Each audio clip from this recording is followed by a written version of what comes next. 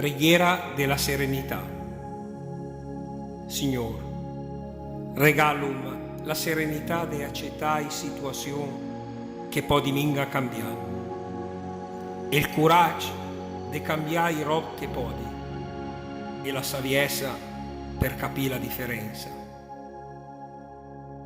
Viv un dia alla volta, gusta un momento per volta, accettà i difficoltà come un sentè per la pace. Ciapà come la falù, sto mondo pien de peccà, insci come n'è.